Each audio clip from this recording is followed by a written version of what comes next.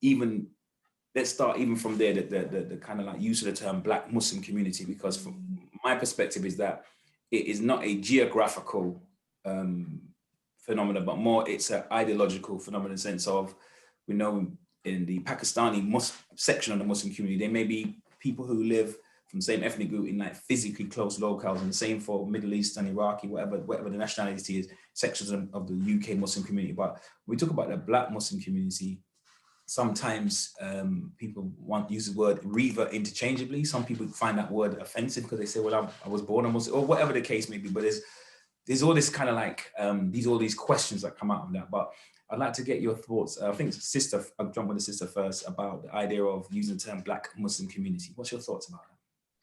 Yeah, so I guess in preparation for today, that was the conversation that's been in my mind a lot, actually, like the Black Muslim community in Britain. What does that mean? What does that look like? What has my experience been with that community, or with the concept of that community? And I think even before I talk, I guess I do want to say that when talking about my experience as a Black Muslim woman in Britain, I know that the framework that I exist in has been probably a lot different than many Black Muslim women. For example, I came into the community as an artist, like from the beginning. So quite rapidly, we were finding ourselves on stages and in places that maybe a lot of Black Muslim women would not have had access to so early in their Islamic journey. And in sometimes being amongst communities that would praise and elevate you because of your art, that maybe if we were not artists, we may not have had the same welcome, let's say. I'm also very aware of, and we can talk about it later, even things to do with like colorism and color dynamics, and what it means to be like a lighter skinned Black woman in the context of a wider Black community, and the privileges and the access. I've got that in my notes. I've got colorism in my notes. Yeah, so we'll get there.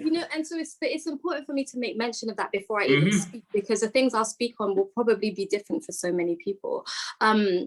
So what I'll say so personally, as a human, I'm not keen on the term Black as an identifier for myself. Like, I understand it in the context of community and of grouping, but the idea of Black as an identity, for me, I find it way too vague. It doesn't locate me anywhere. There's no food that's associated with what it means to be Black. There's no particular music, there's no particular cuisine specifically. If we're talking about the umbrella of Blackness, yeah, but as an individual, when you say a Pakistani person or an Iraqi person, you're putting them in a particular location. When you say Black, what does that even mean? It brings up so many connotations. And I also think of the concept of Blackness as a construction that our ancestors 400-500 years ago may not necessarily have identified themselves based on color.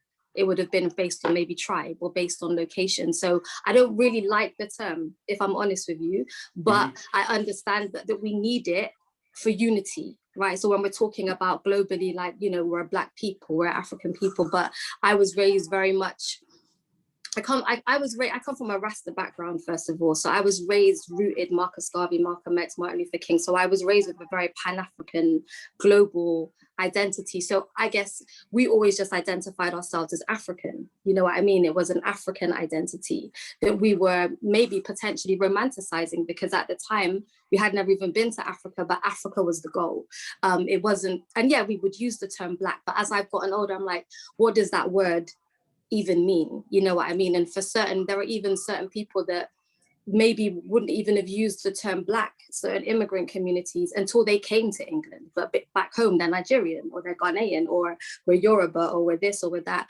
So like I said, I understand it for the sake of unity. But I just feel, I guess I kind of witness it as a construction that was constructed as a response to whiteness. Like, whiteness is this and Blackness is this. And I don't really like having an identity that's a response to anything. Like, I don't want to be Black because I'm not white. You know what I'm trying to say? What are we inherently? So that in and of itself is already a conversation. And when you talk about the Black Muslim community in England, well, I spent a lot of time when I first became a Muslim in a very musical community, right? We spoke about, it was a hip hop community. So we were majority Black, but what united us was the fact that we were artists, Then I spent a lot of time in the Somali community because of where I lived. So it was majority Black, but it wasn't necessarily that we were together because of our ethnicity or because of our color or anything like that. And then there's the other addition, which is my connection to the West African community, and having lived in Senegal and learned most of my Islam comes from that tradition.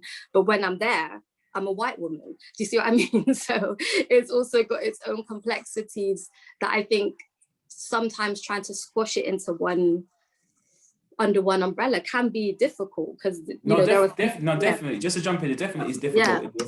I just want to acknowledge that, because even the idea of blackness, for example, depending on what culture you're in, people define themselves differently. So some people will say, we'll look at them as Londoners and people of African Caribbean descent, and they say, yeah, he's a black guy. They go, no, I'm not black, I'm Latino. Or somewhere else in the world, they say, no, I'm not black, I'm Arab. But for our definition, for our working definition, and I guess all of those are right. It's just that everybody has their own definition. And maybe something about, like you said, it's a response to, because even African, the term African and Pan-Africanism was created. Well, Pan-Africanism was, created in the West Indies, for want of a better term, and kind of North America, to respond to like institutional and structural white racism, anti-black racism. So. You raised many interesting points. Many interesting points. So just only because of time, I'm gonna get the most out of you guys. So I'm gonna get Brother Momodou to jump in. I mean, I think what Sukina says is very interesting, actually, and it's something I've trying to understand more, because I think when we try to define what blackness is, it throws up a whole host of questions. Because when we think about it, as Sukina rightly says, if you look at pre-colonial Africa, there's no such thing as this construction of black. It was, you were Yoruba, you were Mandinka, you were your Hausa, your Jola, your Fula. And then what you find is that, so I always say, people say to me, and in the work that I do, I say the concept of race itself hurts black people the most. It doesn't hurt anyone else but black people the most, because the concept of the construction of race in and of itself is hierarchical in nature. So like the emergence of Europeans in the soil. And again, I don't like the fact that white people are afforded to their cultures individually. White people are afforded their identities individually. But now I must be collapsed into one homogenous group of black that's like unidentified, unspecified, and unrestricted. But at the same time, it's like you as Sukina rightly said as well, you kind of you traverse that kind of thin line between, yes, I want to be able to be a part of the collective and hold my identity and my cultural identity, but at the same time, I do probably, and again, I know this is very Western specific, I think there is a specific Western black experience, because I feel the structures in the West were born out of a white supremacy. So because of the structures in the West were born out of white supremacy, we are now going to be victims of that violence the most. And again, that's not exclusive to like dark-skinned people, that's black as however they're black identified. But then again, it goes into a wider question, because in the UK now, black wouldn't just be, and we know that in the 80s and 70s, political blackness was a thing. And that was where South Asian communities got together and were banded under the banner of political blackness. The British Black Panthers had so many South Asians in there. The Southall bus boycott, so many Asian women were involved in that. And they were black. So the question does remain now, like, how do we now forge a new identity out of what we see in the world today and what we experience? Because I do recognize Toni Morris, and I think the problem is, as Sukina said as well, we're always responding. And I think as black people, it's so frustrating because, like, as Toni Morrison says, the kind of function of racism is to tire you out. Because they say you don't have culture, you write 10,000 books, you have culture. They say you don't have good food, you write cookbooks. They say you don't have music, you prove it. And I think, hang on a minute, when do we just get to be? When do we have to, rather than a state of reacting, why can't we just be in a state of being? So that's like a grandiose kind of talk about blackness. But as a black Muslim community, and I want to say on the record, I feel like yes, anti-blackness does exist in Muslim communities. Absolutely, I've received that. Prejudice exists in every single community, absolutely. But what I would say is that I just think it's such a shame that we have to understand that anti-blackness is just an iteration of white supremacy. That's all it is. It's an iteration of white supremacy. So I'll have conversations in that we tackle white supremacy than rather than what we see today is like, yeah, okay, if you're not racist, why don't you let your daughter marry a black man? Who cares? Like, who cares about marriage? Is like the least of the worries for me anyway. As a black man, I have no desire to be in the family that doesn't accept me anyway.